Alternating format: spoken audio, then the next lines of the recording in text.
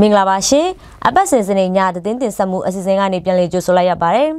ဒီနေ့ညသတင်းတွေကိုကျွန်မရှင်းမုံကနေတင်ဆက်တော့ပါမယ်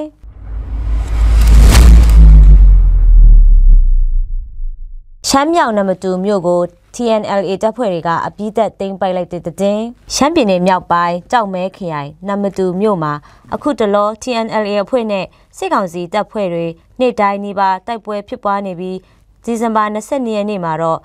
TNLA တပ်ဖွဲ့တွေကမြို့ကိုအပြည့်သက်သိမ်းပိုက်လိုက်နိုင်ပြီဖြစ်တယ်လို့သိရပါတယ်။စစ်ကောင်စီတပ်တွေကနံပါတ်2မြို့ကိုနေ့တိုင်းတိုက်လေရင်နဲ့ပုံကျဲတိုက်ခိုက်မှုတွေပြုလုပ်ခဲ့တဲ့အတွက်ဒေသခံပြည်သူတွေအများအပြားအခုချိန်ပေးလို့ရကိုတင်းရှောင်နေရပါတယ်။တိုက်ပွဲတွေကြောင့်ပြည်သူတွေရဲ့အသက်အိုးအိမ်အများအပြားပျက်စီးခဲ့ရပြီးပြည်သူတို့ချို့ထိခိုက်ဒဏ်ရာရရှိခဲ့ပါတယ်။ဒီဇင်ဘာ22ရက်နေ့ညနေပိုင်းလောက်မှာတော့ TNLA တပ်ဖွဲ့တွေဟာနံပါတ်2မြို့ကိုတရားဝင်တိုက်ခိုက်သိမ်းပိုက်လိုက်နိုင်ခဲ့တဲ့နောက်ဒီဇင်ဘာ22ရက်ည8နာရီကစပြီးစစ်ကောင်စီတပ်တွေဟာလာရှိုးမြို့တွင်းကိုလက်နက်ကြီးလက်နက်ငယ်ပစ်ခတ်နေတယ်လို့လာရှိုးဒေသခံတွေပြောပြချက်ရသိရှိရပါတယ်။ရှမ်းပြည်နယ်မြောက်ပိုင်းမှာတအောင်းတပ်မတော်တွေနမ်ခမ်းမြို့နဲ့နံပါတ်2မြို့တွေကိုတိုက်ခိုက်သိမ်းပိုက်နိုင်ပြီဖြစ်တယ်လို့သိရှိရပါတယ်။ဒီဇင်ဘာ23ရက်နေ့ဒီကနေ့12နာရီအချိန်လောက်မှာစစ်ကောင်စီတပ်တွေကနံပါတ်2မြို့တွင်းကိုလက်နက်ကြီးငယ်ပစ်ခတ်နေတဲ့အတွက်ပြည်သူတွေရဲ့အိုးအိမ်ထိခိုက်မှုတွေရှိတဲ့အပြင်ပြည်သူတို့ချို့ထိခိုက်မှုတွေရှိပြီး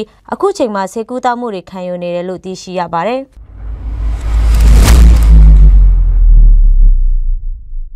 နောက်ထပ်တင်ဆက်ပေးရမယ့်သတင်းတစ်ပုဒ်ကတော့မိပေးတင်ခဲ့ရတဲ့ရှင်းခေါင်မြို့ပြန်လည်ထူထောင်ရေးအတွက်အကူအညီတွေလိုအပ်နေတယ်ဆိုတဲ့သတင်းဖြစ်ပါတယ်။ဘူတာအိုခရိုင်ခေါလုံဖူးမြို့နယ်ကရှင်းခေါင်မြို့လေးဟာပြီးခဲ့တဲ့နိုဝင်ဘာ9ရက်နေ့က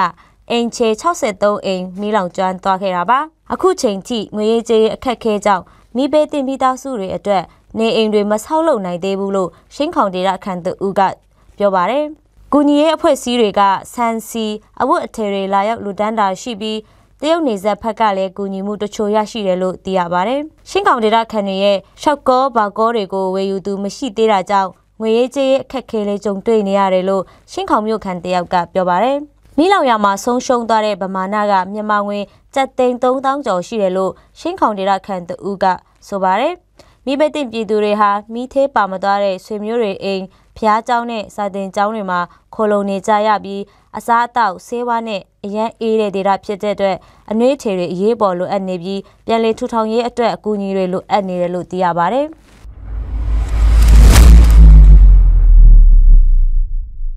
ဆက်လက်ပြီးတော့ရှင်ညောင်ပင်မှာစစ်ပေးသိမ်းရှောင်နေတဲ့ပြည်သူတွေအတွက်အစားအသောက်နဲ့ဆေးဝါးတွေအရေးတကြီးလိုအပ်နေတဲ့သတင်းကိုတင်ဆက်တော့ပါမယ်။ဝိုင်းမော်မြို့နယ်နဲ့အနီးတစ်ဝိုက်ကျေးရွာတွေမှာတိုက်ပွဲတွေပြင်းထန်လာတာကြောင့်ရှင်ညောင်ပင်ကျေးရွာကပြည်သူတွေစစ်ပေးသိမ်းရှောင်နေကြရပြီးအခုချိန်မှာဆေးဝါးနဲ့အစားအသောက်တွေအရေးတကြီးလိုအပ်နေတယ်လို့စစ်ရှောင်ကူညီရေးအဖွဲ့တွေကပြောပါတယ်။စစ်ပေးသိမ်းရှောင်နေတဲ့ပြည်သူအများအပြားငှက်ဖျားယောဂအဖြစ်များနေတာကြောင့်ဆေးဝါးတွေအရေးတကြီးလိုအပ်နေတယ်လို့တာဝန်ရှိသူတွေထံကနေသိရပါတယ်။စစ်ပေးရှောင်ပြည်သူတွေဟာအခုချိန်မှာပန်ဆစည်းအောင်နှစ်ချင်းဖျားเจ้าဝင်းအတွင်းယာယီခိုလုံနေကြပြီးစစ်ရှောင်ကူညီရဲ့အဖွဲ့တွေကလည်းတက်နိုင်တဲ့လောက်ကူညီထောက်ပံ့တာတွေရှိပေမဲ့တခြားအာဟာရရှိတဲ့အစားအစာနဲ့ဆေးဝါးတွေလိုအပ်နေပြီးတော့တိုက်ပွဲအခြေအနေဆက်လက်ပြင်းထန်နေတာကြောင့်ပုံမခက်ခဲလာမှာကိုပြည်သူတွေစိုးရိမ်နေကြရပါတယ်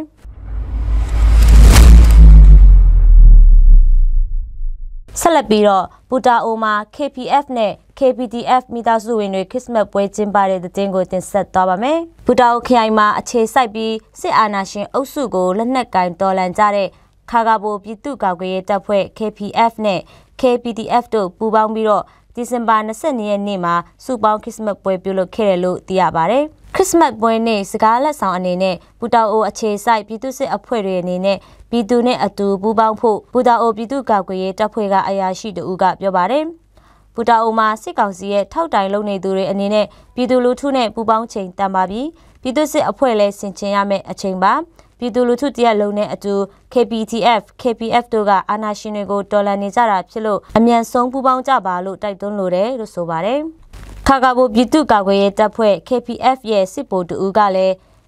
အေးချမ်းငြိမ်သက်ခြင်းရှိတဲ့ခရစ်စမတ်ဖြစ်ပါစေ။နိုင်ငံရေးအခြေအနေကြောင့်ပြည်သူတွေရင်ထဲပူလောင်ကြပေမဲ့ဖျားသခင်ရဲ့ချစ်ချင်းမြတ်တာကြောင့်ညီသက်ချင်းတက်ရောက်ကြပါစေနိုင်ငံတော်ကြီးတာယာပြီးပြည်သူတွေလည်းအေးချမ်းကြပါစေလို့ဆုတောင်းမြတ်တာပို့ထားတာဖြစ်ပါတယ်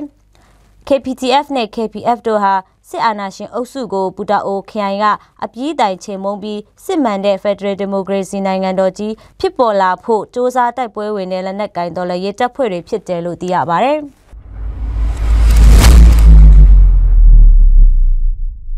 သတင်းတင်ဆက်ခြင်းပြီးဆုံးသွားပါပြီ။အပတ်စဉ်စနေညသတင်းတင်ဆက်ခြင်းအစီအစဉ်ကိုကြည့်ရှုနားဆင်ခဲ့ကြတဲ့ပရိသတ်အပေါင်းကိုစိတ်နှပြရှင်လန်းချမ်းမြေ့ကြပါစေရှင်။ကျေးဇူးတင်ပါတယ်ရှင်။